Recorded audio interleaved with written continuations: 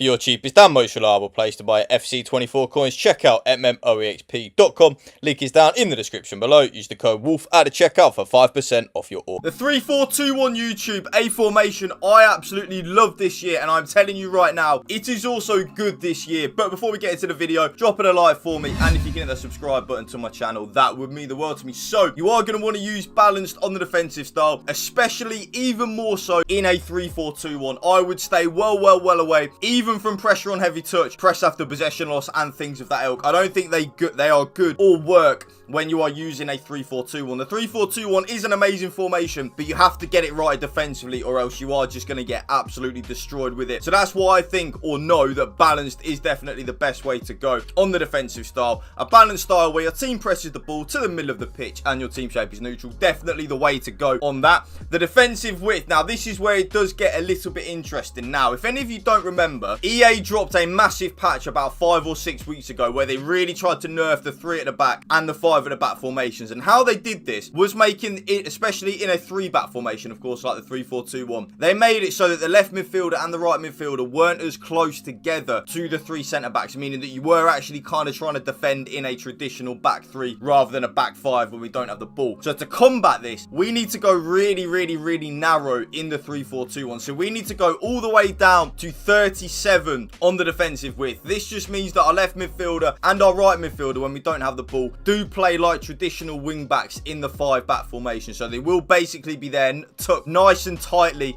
next to our left-sided centre-back and our right-sided centre-back in the back 3. That's an absolute must, by the way, YouTube. You really do need to go quite narrow in the 3-4-2-1 to defend well with it. The defensive depth, though, you already know what I'm going to say, and I'm actually going to tell you 2 things. Option number 1, like I've been saying in a lot of my videos over the last few weeks, is the option that I'm using at this moment in time. So option number 1, I think, is the best option, and that is, of course, without any shadow of a doubt, YouTube, the 71 depth. 71 depth, if any of you don't know what it does, when we lose the ball, our team will automatically press and automatically offside trap up the pitch. It is very broken, and has been now for the last 2 or 3 years in FIFA or FC24, whatever you want to call it. So definitely use it. But if you are someone that does struggle defensively, and that may be quite a lot of you that are watching my videos, the defensive depth option I would recommend in the 3-4-2-1 would actually be 55. Because remember what I said at the start of the video, this formation is elite in terms of going forward. It is all about getting it right defensively, because if we don't get it right defensively, you're not going to have much enjoyment and you're not going to have much joy in the 3-4-2-1. So that's why I would recommend 55 if you don't want to use the 71 depth. They're the 2 options that I would use. The offense is build-up play. Now, actually, you may well be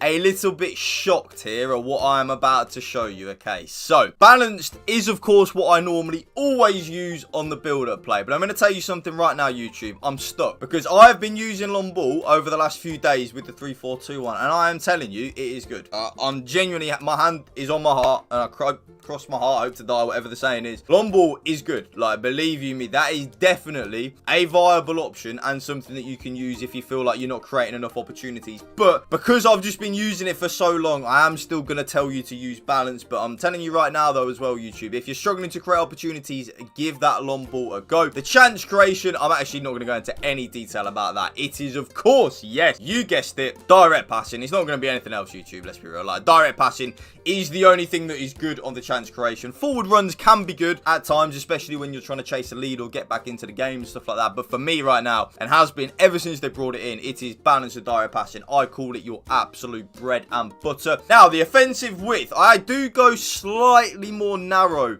YouTube, and this is actually, even though we're talking about the offensive width here, what I'm trying to say to you is I go a little bit more narrow on the offensive width to make us more defensively solid. So even though we're talking about the offensive width here, the reason that I go a little bit more narrow, so I do go down to 45 on the offensive width, is so that my left midfielder and my right midfielder aren't too far away in terms of the layers on the pitch from my left-sided centre-back and our right-sided centre-back. I've noticed if they are too far away from our left-sided centre-back and our right-sided centre-back, we will struggle defensively like you wouldn't believe. So that's why I've gone with 45 on the offensive width. Players in the box, you already know what I'm going to say, is going to be 7. Very blunt in blunt terms, YouTube, the way I look at that. The more players that we have in the box, the more likely we are to score a goal. It is simple. I'm telling you, it's simple. 2 corners and 2 free kicks like so. Custom tactics done. Let's get into the player instructions. Now, all 3 of my forwards, so my striker, my right centre forward and my left centre forward, are actually actually on exactly the same thing, YouTube. So even though they are playing in different positions, I kind of use these as a front three. So think about these as kind of like a 4-3-2-1. You know, you have your three forwards, or a 4-1-2-1-2 narrow where you have your Cam behind your two strikers. I like to call that your Holy Trinity. All three of these forwards I use as kind of like one. So all three of them are on stay central, getting behind,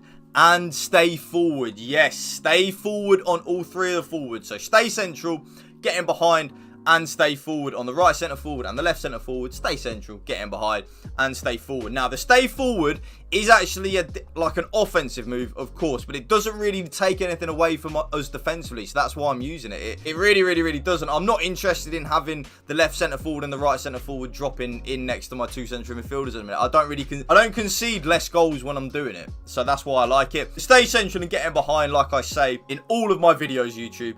I want all my strikers and my forwards in them central areas of the pitch. I'm not interested in them venturing out wide, especially in a formation like this where we've got a left midfielder and a right midfielder anyway. I'm not interested in the strikers or the forwards moving into them wide positions. I want them in there centrally. That's what I want. And they're getting behind.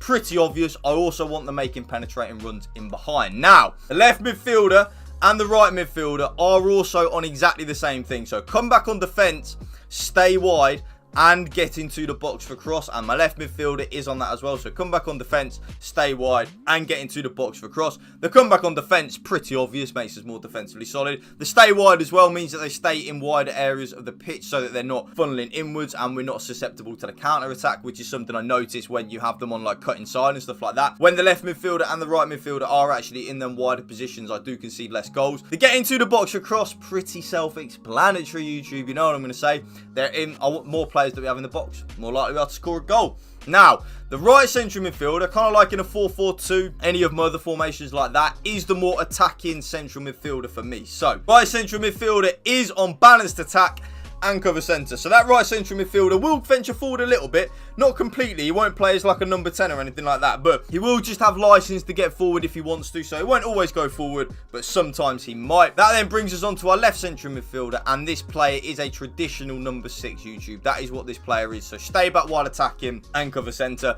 The job of the left-sided central midfielder is to hold down the fort, not go forward at all, and just give us a little bit of that extra protection at the back. I then play with all 3 centre-backs, YouTube, on completely default settings. So stay back while attacking, normal interceptions, and stick to position. I don't really feel the need to change the 3 centre-backs at all. And then last but not least, my goalkeeper comes for crosses and sweeper keeper. And that right there, YouTube, is my brand new updated brand new 3-4-2-1 for you. If you did enjoy this video, you know what to do. Drop it a like for me, drop a comment down below, and if you can hit that subscribe button to my channel, that would mean the world to me. Thank you for watching. Remember, spread the love and positivity. PMA, positive man latitude. Peace out. One love.